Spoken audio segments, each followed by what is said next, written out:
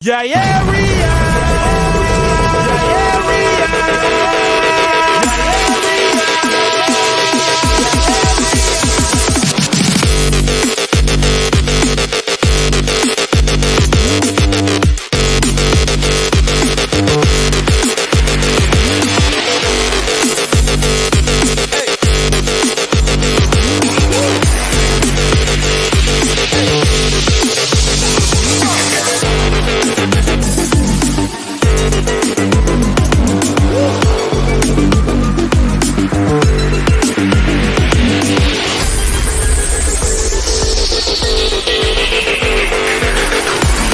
That's talk about indoor football. Thank you for being around for the ride today. And there's so much about the scoring and scoring 55, 60. Got to give a shout out to the defense today. Trae Meadows, standout defensive back of the Panthers. How's it going?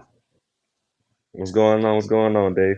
That's what I heard all about you. Hey, tell me about Trae Meadows. He's cool. He's going to be like this. He's going to be laid back. Like, would that be pretty much your personality if you had to describe yourself? Yeah, I am a more of a laid back kind of person. I But you guess do. growing up, I wouldn't necessarily say I'm a introvert all the way, but I am more of a one of them kind of laid back kind of personalities. But when I get on the football field, it's a different kind of show. Yeah, you bring it out there. There you go. There you go. Trey Meadows after that huge interception against Duke City. And you're having fun out there. So, how much is it a factor for you guys to really work hard, take your craft seriously, be a professional, but also have fun while you're doing it? Yeah, if you're not having fun, then that's when it's time to hang up the cleats. Because you want to love what you do, and most football players are passionate about football, but once the passion turns into like a grind in a negative way, then you got to make some decisions. Do you feel like you guys are entertainers out there too? Like it's a mixture of football and wrestling. Where you, I mean, the fans are really engaged with what you're doing. Yeah, yeah, it is a show that we're putting on. People pay the tickets to come see us play, and we try to get the W, of course. But in a way, yeah, we are entertainers. People come. When we interact with them after the game, they always tell us, "Man, it was a great game. We enjoyed being here. We enjoy watching." So it's always good to get that kind of feedback from the fans. Some of my favorite moments, besides the winning and the touchdowns and all that, are the celebrations like JT jumping on the wall and taking a selfie, Yeah, or Haywood going, 10 rows up and giving that lady a hug after a score. So you're definitely getting the fans engaged with what you're doing. yeah. Hey, you had a massive interception against Frisco in game one. In fact, let me play this for our audience because it was one of the key points. It was one of the turning points of the game and one of the reasons why you got that huge victory. second down Frisco from the 17. TJ lets it go short, picked off. Trae Meadows, the first interception of the year thrown by Edwards. I don't know what to say. I mean, I thought it was going to be a sack. Grant comes from his left side, puts pressure on him, and I think this is just Edwards trying to make something happen one too many times. If you watch here, pump fake, look for a second read. Here comes Grant, and then now just a nice, easy throw. Great job stepping in front of it right there to give this Bay Area Panthers that possession back by Meadows. Trae, second of the year for the Panthers, number 5 on the season. At that point, he'd not thrown one. You got him for the first time. He had 19 touchdowns, 0 picks until that one. What did you see on that play? And obviously that was critical because they're going in for maybe the time score. You go ahead and make it a Yeah. two-score game. Um, it was more so because initially we had great coverage in the secondary. So with that being the case, most quarterbacks they tend to scramble around. They'll run out from the pocket and try to make a play with their feet. Because they're playmakers as well. So with that, while the quarterback is doing that, the receivers are doing anything just to get open. And one of the receivers had came all the way across the field and came into my area. So then I was able to guard my guy, and I believe it was the guy that Marquise was on. And he didn't see me. It was pretty much I kind of like baited it because I was able to still be on my guy and see where he was trying to go with the ball. And then both of those, the dude came over from the other side of the field to my area, and pretty much I was able to play two people. And then when he threw the ball, I just undercut the guy. And what's actually funny about it was that was my first time ever getting like a one hand anything in the game, whether like offense or defense. So like that was my first one hand catch in the game. So I was pretty excited about that. Even going You know, back to high I be school? even since I started playing football. That was my first time ever catching like a one hand in the game. In practice I've done it before, but in the game I never like actually tried to do it. And then I joke around with my teammates and stuff like that, and just be like, I didn't even mean to catch it like that. I was actually trying to knock it down, and that's a little joke that I be trying to tell my teammates. But You got the rematch coming up, Trey, with Frisco, and they're the top team in the East or the top team in the West. How are you a better team than the one that beat them in May? And obviously, they are a major challenge. They haven't lost a game at home. um, I believe with the teams that we've played, Get all of your that's head in the now. camera. Can you hear me? There you go. I want to see all of you. Okay. My bad, my bad, my bad. All right.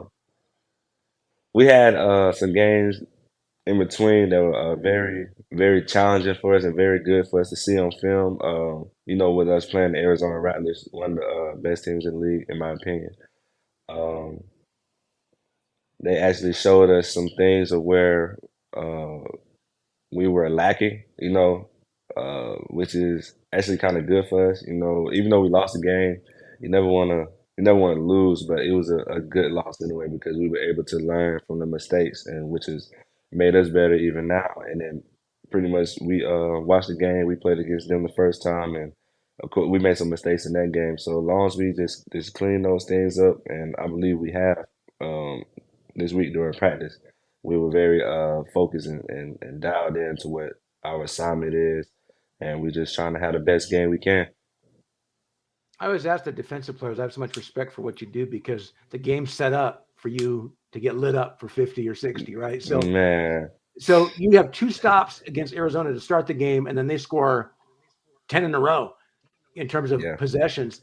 How difficult is that to hang in there because you just need one stop, maybe two over the course of a game? That might be enough to get you a win.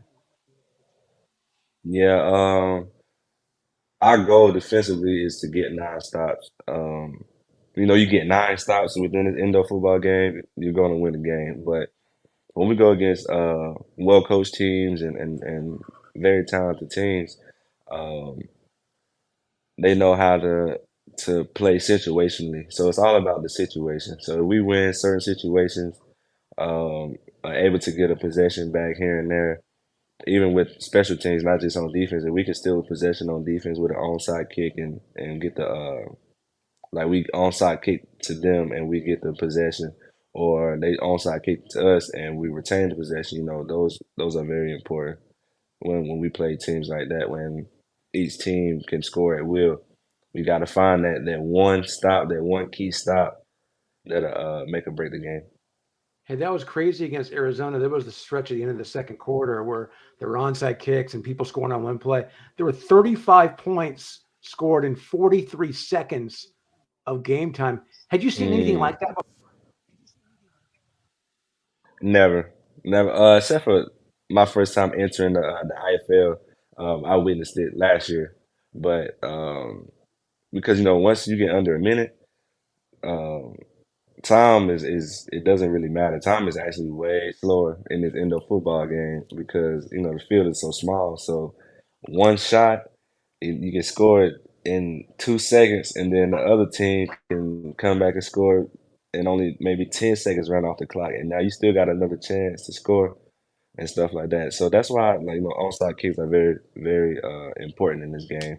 It's just a way to steal a possession or being able to manage the clock. Absolutely. Hey, I had a chance to talk to you when you signed with the team and did an article about, role models. And one guy you pointed out to me was Deion Sanders, prime time. And I mean, he goes really old school. So how are you familiar with his game? And obviously, you're talking about one of the best defensive backs of all time. Right. Growing up, I guess I'm still in that. I'm not in the new age era, and I'm not in the old school era. I'm in that era that's right in the middle. Because I was able to witness when football was very, very aggressive, and then now to where they're implementing rules to try to keep player safety um, as a headliner. But um, my coaches growing up used to always talk about Deion Sanders and stuff like that. So then I used to watch football highlights on YouTube while I was growing up with Deion Sanders and stuff like that. So and then it's one quote that I really like that everybody pretty much everybody knows. If you if you look good, you feel good. You feel good, you play good. And then when you play good, that's when they pay good. So that's one thing I try to that's one thing I try to implement into my game as well. Just when you dress your part, when you go into like a business meeting or anything like that, you wanna look your best, and then while you look your best, it kind of subconsciously give you this Well, part of confidence. part of your identity, I guess, to look good is the hair, right? I mean, I'm thinking about playoff run, letting like the beard grow and the hair grow. It'll take a minute, right, to get that kind of length. Yeah, yeah, yeah. It would. This is year 6 for me, going on 7. So 6 years it's between it, haircuts. it's yep. Since I had a haircut, it's been about 6 years. So what made you decide to go for it, and how long will you go before you get a cut? Um, As what I made me did decide? David Barbershop in This is my Logan second Hills. Shout time. out. Yeah, shout out to Faded. Shout out to Faded. Um, I I had dreadlocks before, so when I was growing up, so I had it since I was in middle school, and then all the way up to my senior year of high school. That's when I cut my hair off because that's when I was committed to Navy football. So that's with that being a military school, I had to cut my hair. So of course, I was sad about that. Me and my mom had many, many long talks about it before I cut my hair. But I ended up transferring from there to North Carolina State, and then that's when I started my journey again. So that was probably back in 2016 when I started growing my hair back. Trey, how long is this going to go on? How long is this going to go on? As long as I can, as long as I can manage it. Fair enough. Once my hair start to fall out and stuff like that, my hairline start to recede. Then that's when I got to make some decisions Well, there. that's a few more years before that happens. Yeah, hopefully, Okay. praying to God. There you go. You got some miles and some hair length before we get to that. Hey, tell me about your connection with Antoine Kincaid. You go back, shout out to your Western Kentucky days, and he and you share the team lead with free picks. Man, I was joking with Kincaid about it too, like, cause he didn't start the season with us, so I just be looking at him like, man, how you come and in 3 games in a row you get 3 interceptions? So I'm like, man, you already caught me, and I've been here since the beginning of the season, so it's good competition, and he's actually my roommate too, so it's just good competition. We be going back and forth with each other about it and stuff like that. So nowadays it's tied. We gotta see who's gonna come out on top. What do you guys do? You mentioned to me yesterday, we were talking about setting this up and say, hey, I'm working out with Kincaid. So how do Yeah. you train during the football season when you're dealing with practice? How much do you do? What's the volume like, and what's a typical workout for a football player? While you in season, you don't want to do um too much. It's kind of separated into volume and intensity. So intensity meaning the amount of weight that you push. So if you do like low intensity, you want to do high volume, and then volume meaning the number of reps that you do each set. So we kind of like stay in the middle of like intensity and volume. So say um, like we're doing bench press or something like that. We typically don't try to go past 225 area when we doing the bench press because you don't want to overexert yourself. It's just pretty much maintaining what you gain over the off season, and then it's just maintaining it. Actually, it's actually for helps with recovery for your body, just to sustain through the week. Yeah, I Because try we not to go over 225 after a game myself. we do